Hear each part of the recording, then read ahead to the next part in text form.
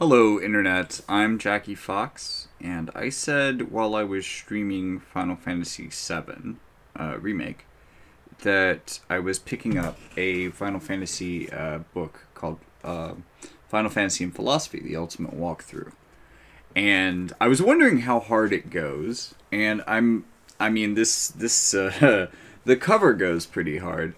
I was wondering how deep into Final Fantasy they get, and it seems like they cover your favorite games, even if it's not just about the spiky haired mercenary. Although that is where it starts, so I'm going to read at least the first chapter, first essay. And speaking of how hard it goes into philosophy, though, it goes very much into semiotics, which is not something that I've really studied in. Should turn on the reading light. Oh, oof, that's bright. Okay, definitely good for reading. Um, which isn't really something that I know a ton about, but I am willing to learn. So let's get started with the spiky haired mercenary versus the French narrative theorist, Final Fantasy VII and the writerly text by Benjamin Chandler. Come on, newcomer, follow me. Interpreting signs in the world of Gaia. Sephiroth hangs in the air before the imprisoned holy. The time has come to save the world. The heroes are gathered. Red 13, the giant talking red cat. Vincent Valentine, the demonic shape-shifting former secret agent. Tifa Lockhart, the martial arts expert. Barrett Wallace, the muscle man with a heart of gold. The mouth of a fisherman, and the arm of, well, a gun. Sid Highwind, the chain-smoking pilot. Wait, hold on. Kate Shee? Sure. We'll go for that. The remote-controlled fortune-telling robotic cat.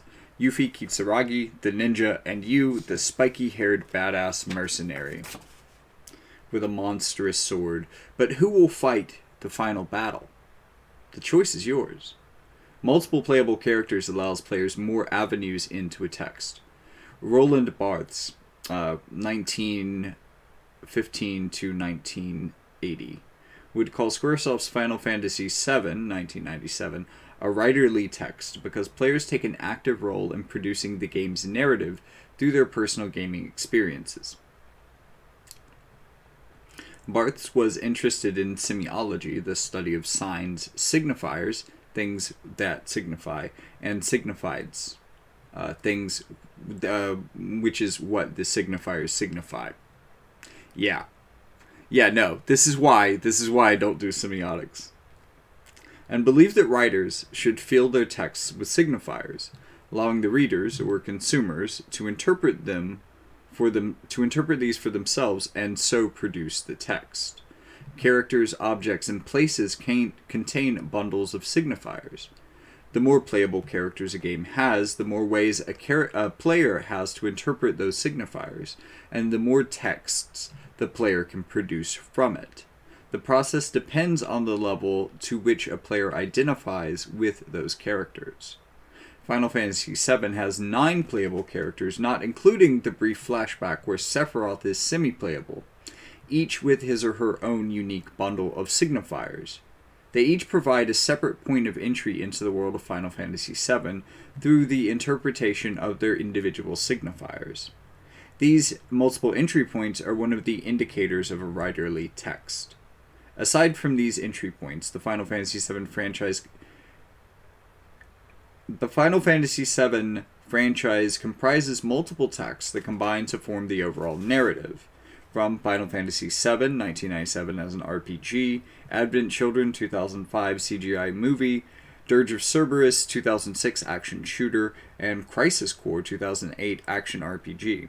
There's also a collection of novels, a short anime, Last Order 2005, and a mobile phone game before Crisis 2004, as well as numerous collectibles including costumes, figurines, and an energy drink.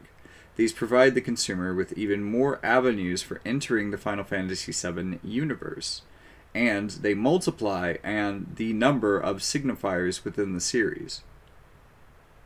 Wow, I wonder what Barthes would have said about Wotiv. Like, that just seems like, from that, just it would have the most signifiers, because you're like, you can pull for a different signifier, a bundle of signifiers every week if you want to. And it combines so well. It doesn't. We don't really get story missions in any of the collaboration universes necessarily, so it's not really a combination of texts. You don't necessarily get text beyond a little bit of lore with collaboration characters. But in that they play on our nostalgia, they definitely bring in like their own host of experiences, which are probably linked to signifiers themselves. Anyways, back to the text. The characters in Final Fantasy VII possess two types of signifiers. The first type is built into the characters by the game developers, so we might call them presets. They are fixed aspects of the characters: hair color, speech, age, and so on. Cloud Strife is a spiky-haired badass. Aerith is an ill-fated Cetra, and so on.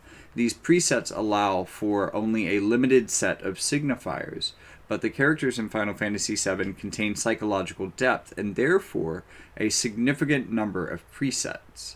The other type of signifiers contained within the Final Fantasy VII characters are those which can be manipulated by the players. We might call those customizations, in that they are aspects of the characters that can be changed. Tifa might be a martial artist, but that doesn't mean that players can't decide to make her a healer as well. Similarly, Red 13 might be a combination magic user and summoner, whereas players might never use Keiichi at all. Okay, that joke goes kind of hard. These variable customizations not only further increase the number of signifiers a character contains, but also allows players to alter those signifiers to suit their purposes. As Barths would say, the game is a writerly text. Players, consumers, can produce the text of a game for themselves based on how they choose to interpret the signifiers they assign to each character. There are limits, though. Customizations are themselves presets, in that game developers decide what can be customized and what can't, and to what extent. I can't make my Cloud into a staff-wielding pastry chef. However, I can take the preset Cloud I start out with and make him into my Cloud, who will be different from anyone else's Cloud.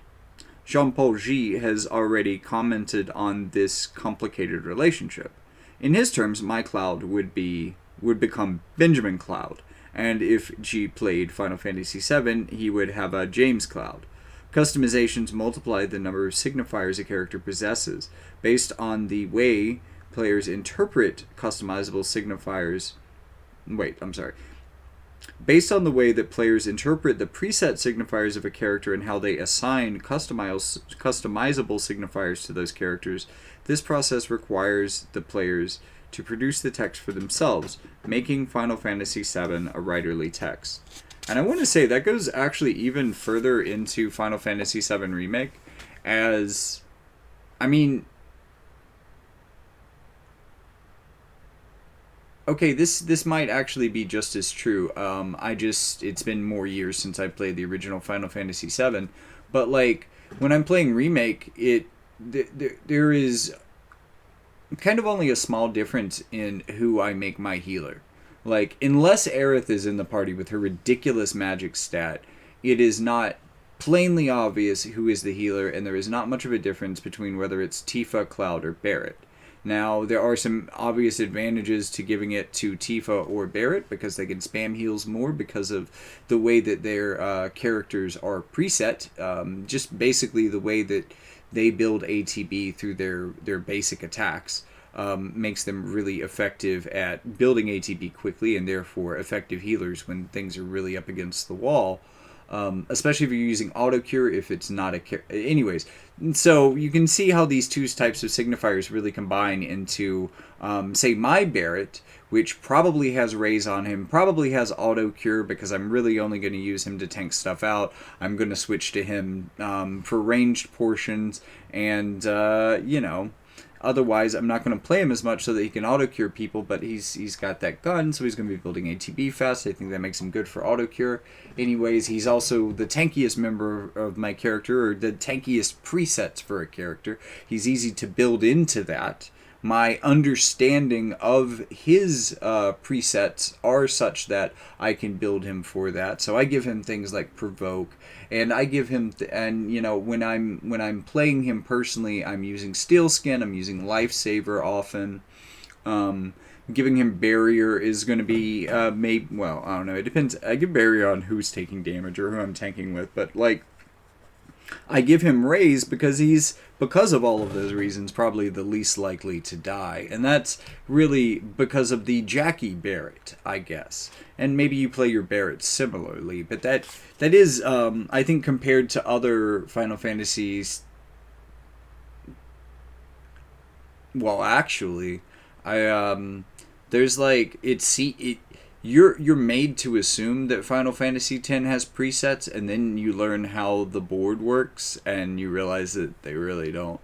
They really don't. Anybody can be anything in that game. You just need the spheres to do it. Which is something I only realized, I think, when I played the PC version that has the like the ability to get all items. But I am way outside of the text right now. So, but I also have came to Benjamin's next section. So I want to give some of my thoughts on the ending of that before I moved on. A Marlborough by any other name. The role of identification in interpreting signifiers. Allowing players to customize characters implies the number of signifiers the character contains and the ways that characters can be interpreted within the text. It also actively involves players in producing the text through their interpretation of what the characters ultimately are. When I played Final Fantasy VII, I interpreted Red 13 as a combination magic user summoner. By interpreting him in my own way, I was able to lay some sort of claim to him. He became Benjamin Red 13. Oh my god. Well, that's how you get John Red 13, I guess. This guy supports you very much in your interpretation. Oh, wait. But it was a specific guy, and they give him a credit at the end. I'm going to read the credits. James Paul G. I'll read the credits at the very end of the chapter essay. I don't think there are footnotes. Or is it on a different page? Yeah, I don't think there's footnotes on the page.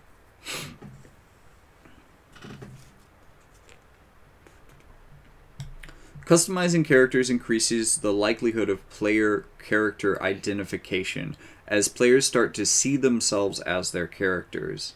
When we finally defeat Sephiroth, we don't congratulate Cloud and his friends for doing a great job, but we take all the credit for ourselves. This identification leads to a greater immersion in the game world. A writerly video game like Final Fantasy VII is one in which players construct a fictional world within the game by interpreting the signifiers contained within it. How players identify with the playable character will affect how they interpret the bundle of signifiers that make up those characters. Similarly, how players interpret the signifiers within the game environment will affect how they experience the world and the events of Final Fantasy VII. In other words, how they produce the text for themselves. By produce, I don't mean that players have to physically build the world of Gaia in Final Fantasy VII, as the game developers have already done that for them. As Henry Jenkins has noted, game designers became narrative architects. Why did I say that so weird? Narrative architects who design and build game spaces in which players can experience narratives. Produce means that players experience the fictional world by investing preset aspects, limited sets of signifiers, with meanings of their own. These meanings are focused through the identification process.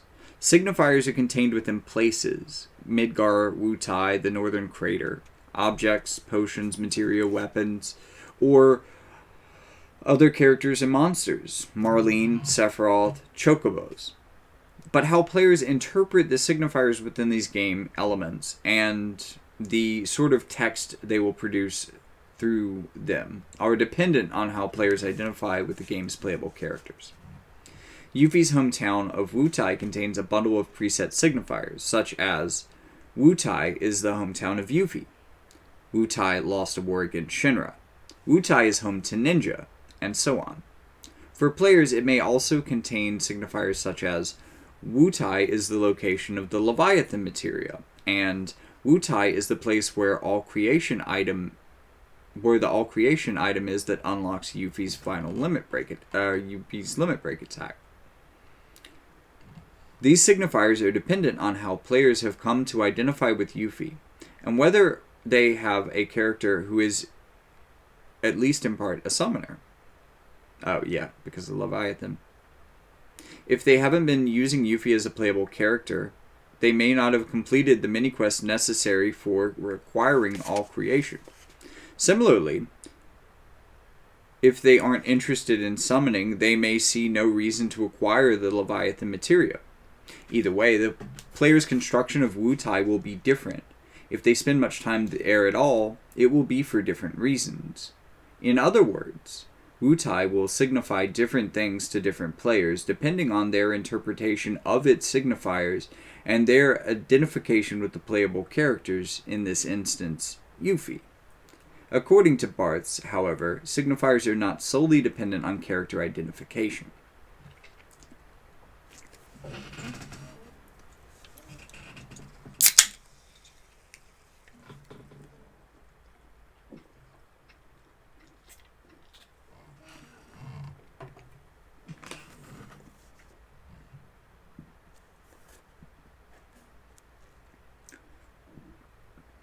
Players can interpret the game world directly.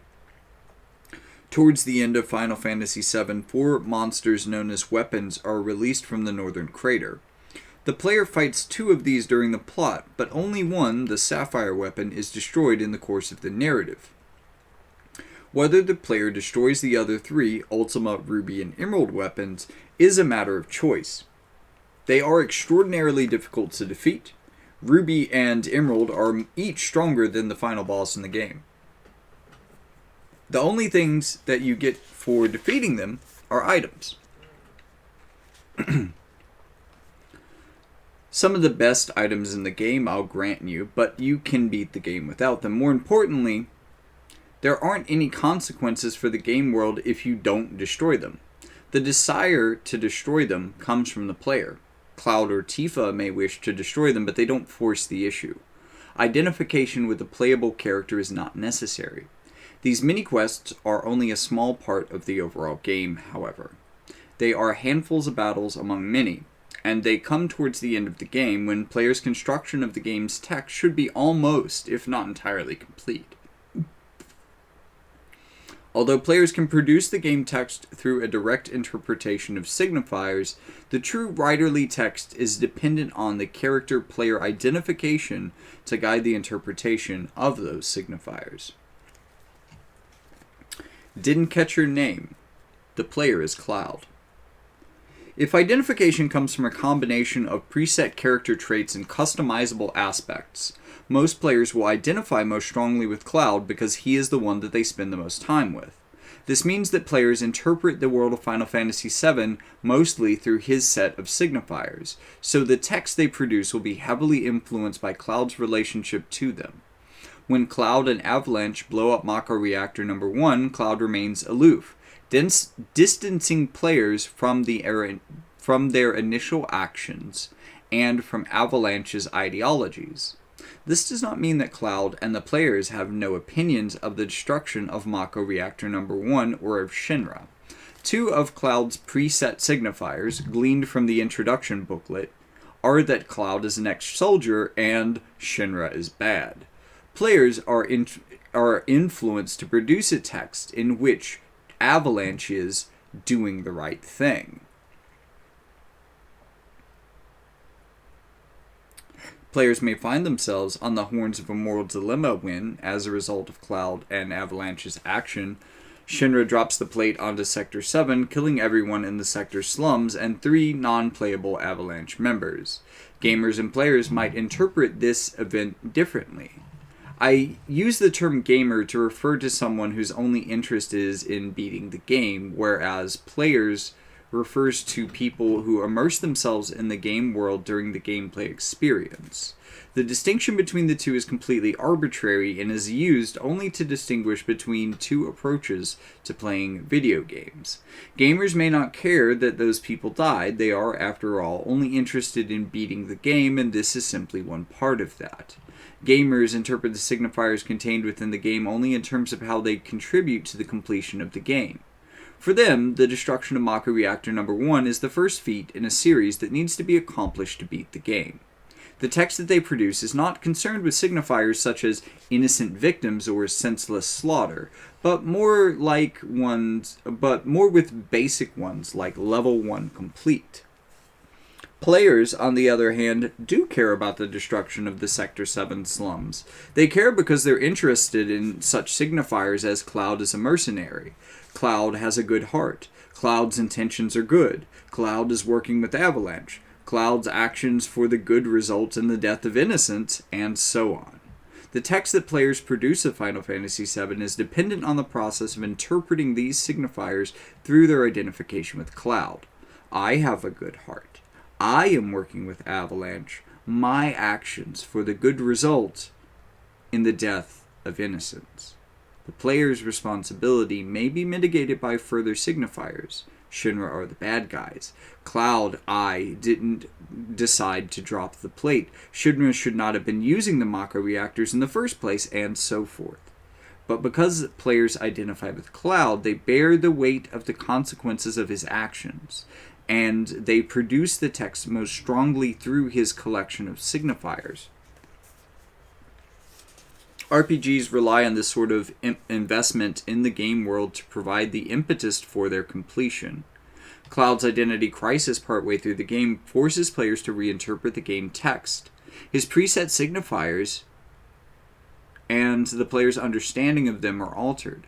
Cloud learns that he was involved in one of Professor Hojo's experiments, that he was injected with Genova cells and infused with Mako energy, like all soldiers. He also learns that he was never actually a soldier himself, and that he has taken on the identity of one of his friends, Zack, the sole playable character of Crisis Core. Players are forced to reorder their impressions of Cloud and the way that Cloud shaped their experiences in the game world. The extent to which this is necessary will depend on the extent of their identification with Cloud. Gamers will likely accept it as it comes. Cloud has an identity crisis that spurs on the next part of action. Players will need to reassess their interpretation of Cloud's signifiers and alter the way that they have produced the text of the game up to this point. The result is a stronger level of identification with Cloud and a shift in perceptions of the game world based on the alteration of signifiers. Cloud, you just want friends, isn't that right? The player as party. The process of identification is more complex when there are multiple playable characters. This leads to a greater number of signifiers and a larger number of ways to interpret those signifiers. A distinction needs to be made between party-based RPGs and strategy-based RPGs that may involve whole armies of characters. The games in the main Final Fantasy franchise have a small party of playable characters who work together to achieve a common goal. There is also a distinction between party-based games in which players take the role of those characters and strategy-based games where players become generals within the game controlling those characters. Often players identify less with one specific character of the more characters they have to control.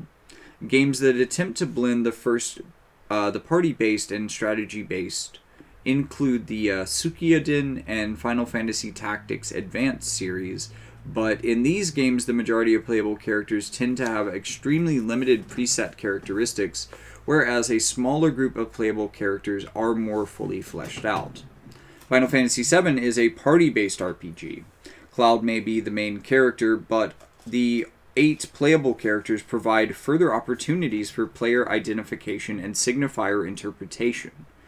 Those who identify with Tifa from the outset might find themselves caring more about her relationship with Cloud, Avalanche, the Seventh Heaven Bar, and Sector 7 than players who identify strongly with Cid or Red 13. This is because Tifa's love of these things forms a part of her character. They are some of her signifiers. Just as alternating perspectives in a novel can provide the reader with new vantage points from which to interpret a text, having multiple playable characters allows multiple ways of interpreting the game's text. This is because part of what makes each character unique is the varied signifiers he or she contains. Some players may, as I did, opt for maintaining a strong central party to the exclusion of other characters.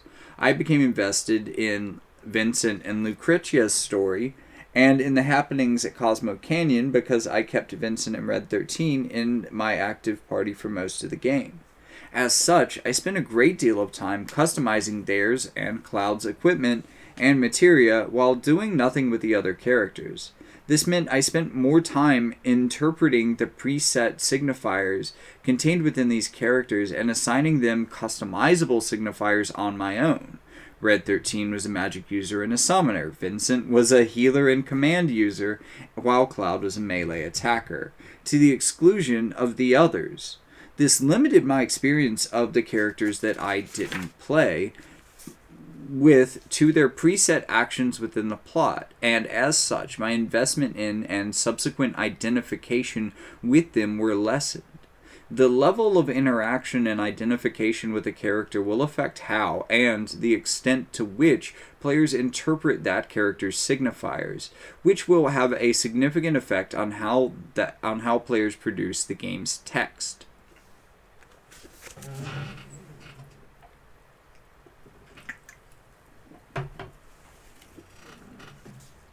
Aerith's death and the dramatic impact on both the preset Aerith and the customized player Aerith. Unlike Cloud's identity crisis, it doesn't force a reevaluation of the game text, but it removes one of the lenses through which players interpret it by eliminating one of the signifier bundles through which players produce the text. Gamers not invested in the game world or its characters may turn off the game at this point. The payoff in an RPG largely results from the player's ability to turn a weak starting character into a juggernaut. For gamers, this can be expressed in a simple formula. Playtime plus effort customization equals payoff, a more powerful character. This formula informs the gamer's interpretation of signifiers.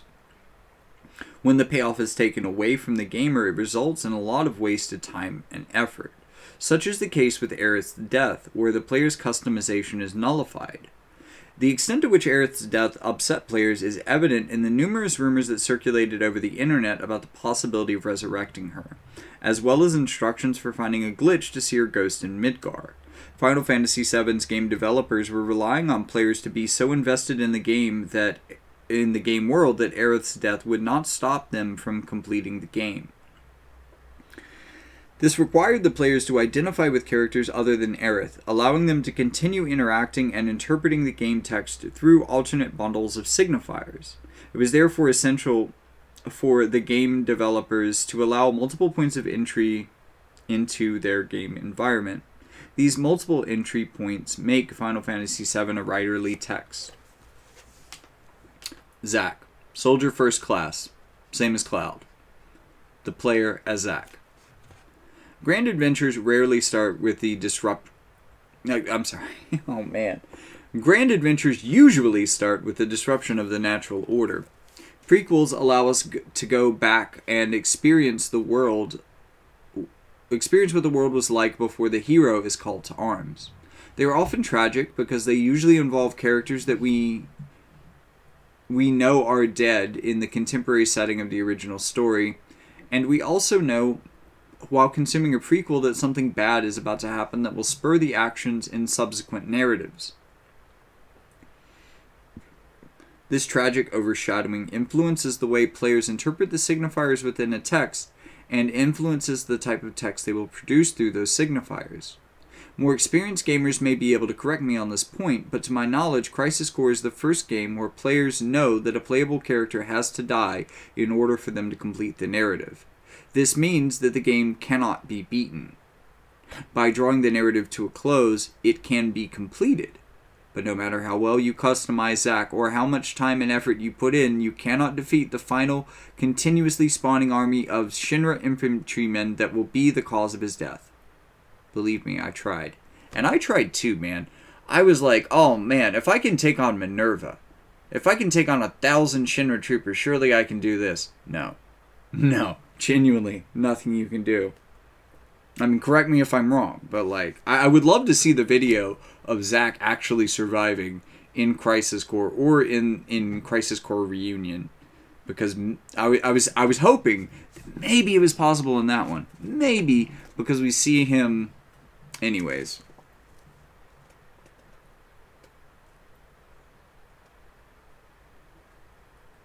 Knowing that it was futile, I still tried to fight for Benjamin Zack's life. So I play the game. Although there are parts of the game that can be beaten and monsters that can be vanquished, the ultimate playoff for playing Crisis Core is not in beating the game, but experiencing the world of Gaia through Zack's eyes, and interpreting the text through his collection of signifiers as opposed to Cloud's. Players already know what happened in the Nibelheim incident because they have seen it in flashbacks from Final Fantasy VII. But in Crisis Core, they get an insight into who Zack was and what caused Sephiroth's madness. This forces yet another reevaluation of the game text onto the player. Signs like Soldier or Sephiroth or Turks take on new meanings, based on the player's interpretation of signifiers within Crisis Core. Even Cloud can be reinterpreted through our identification with Zack, as we learn how much Zack invested in him, and how he shaped Cloud's bundle of signifiers. It makes mastering the original Final Fantasy VII all the more satisfying, because now we know that we have lived up to Zack's expectations. That line gave me chills, actually.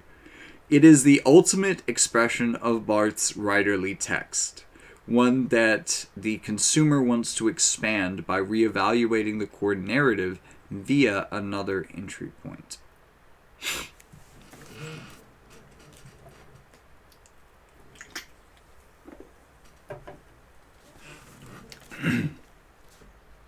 A new life. Children are blessed with spirit energy and are brought into the world. Advent Children as cathartic denouement. Advent Children is the first instance in the Final Fantasy VII universe where players become entirely passive in the gameplay sense.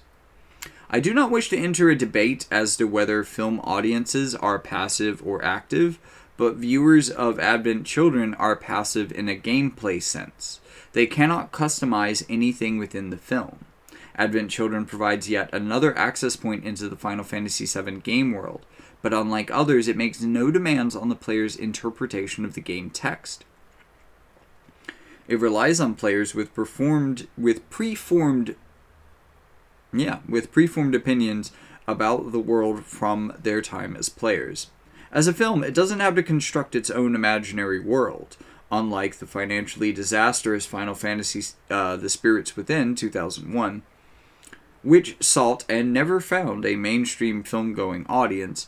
Advent Children was clearly targeted fans of Final Fantasy VII who had already come to identify with its main characters and who had already interpreted the signifiers within the text.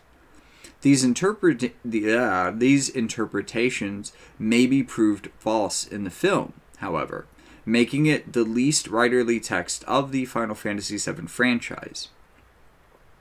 Advent Children moves away from Barth's ideal, with its multiple signifiers open for interpretation, back to a more traditional text, where the writer limits the signifiers and the consumer does not produce the text. The preset characters in Advent Children will probably be nothing like characters the player has customized.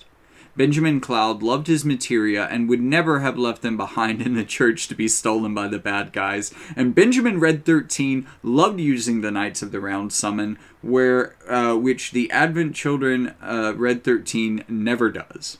This doesn't mean that a less writerly text cannot contribute to the larger writerly text of Final Fantasy VII. However, although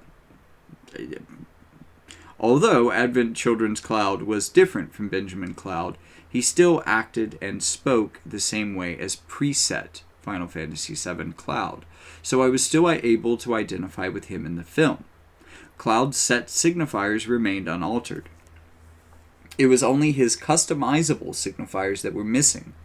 Lacking these customizable signifiers means that my interpretation of Cloud was more restricted, but Advent Children still provides another entry point into the Final Fantasy VII universe. I couldn't stop her. That was my sin.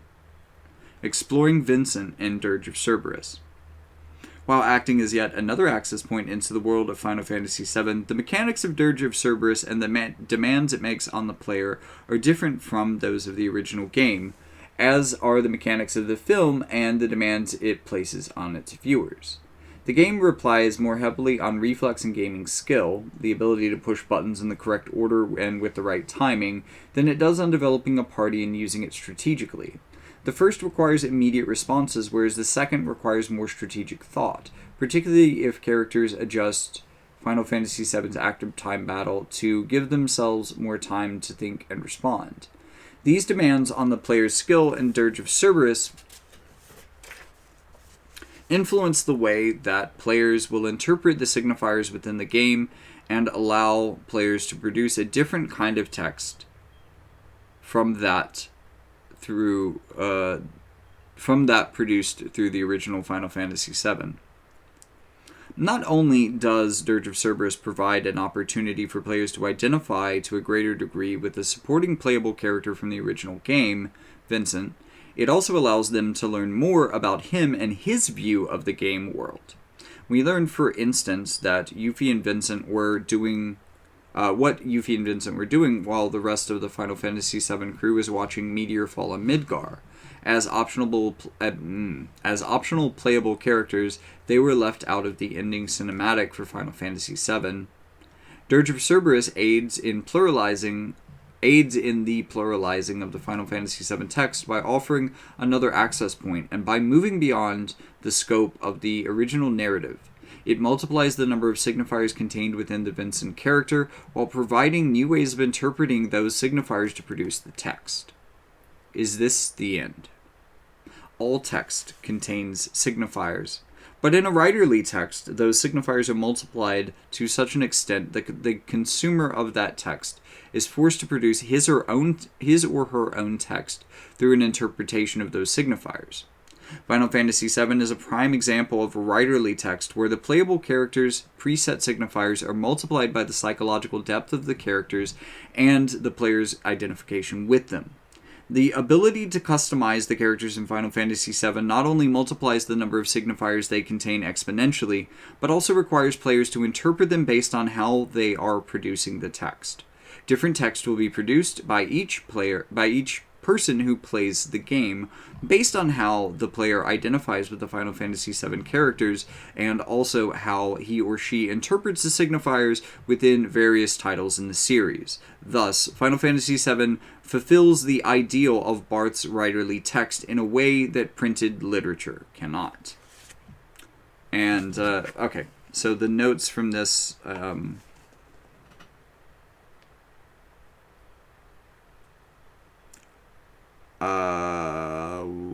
S/C, I guess, is the name of this book by Roland Barthes from 1975. James Paul G. His book from 2005 is called Why Video Games Are Good for Your Soul. Henry Jenkins' book Game Design as Narrative Architecture is from 2004, published by MIT, from the looks of it. We have another... just another reference from Games Are Good for Your Soul. And then Joseph Campbell. Oh, yes, The Hero with a Thousand Faces from 1993, which is a... Oh, man. There's so many things nowadays that are based on that idea. Anyways, that was like the first chapter essay. Each of these is going to be by different people. So the next one is going to be about Kafka, Nietzsche, and Foucault, Madness and Nihilism in Final Fantasy VI. But there's probably like one for each I mean, there's actually several for Final Fantasy VII, but like, anyways, if there's anything in particular that you would like, let me read some of the chapters out of this. I would be happy to read some of this on live stream for people who want access to the book but like don't really want to pay for it. I would be happy to read it to you. All right, so our part one is basic controls and understanding your characters. We have the spiky-haired mercenary, which is what I just read. Kefka, Nietzsche, and Foucault is 2. Judging the art of video games. Hume versus Hume and the standard of taste. Playing the game, but what if it's not a game is part 2. First chapter that is the live stream, Mako, and Gaia. But also, like, that's Gaia and environmental ethics.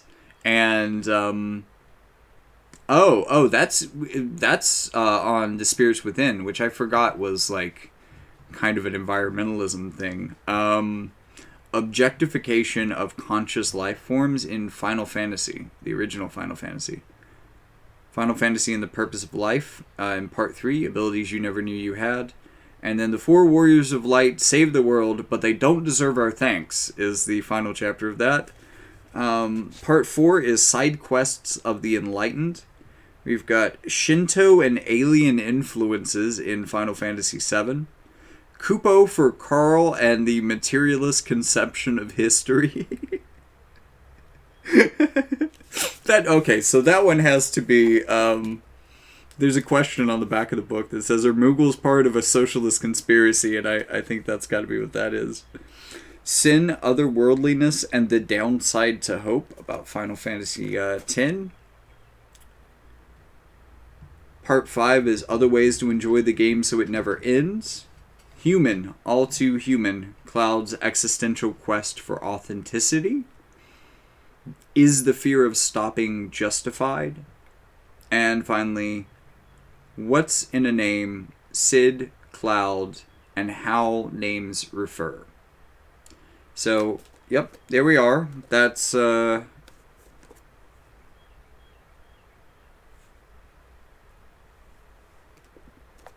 as Final Fantasy and Philosophy, which was edited by several people, but this is a very, very large collection of philosophical essays about pretty much every corner of the Final Fantasy universe. I was really, really kind of surprised at the variety in there. So if you give me a Final Fantasy game, I might actually be able to find an essay about it in here.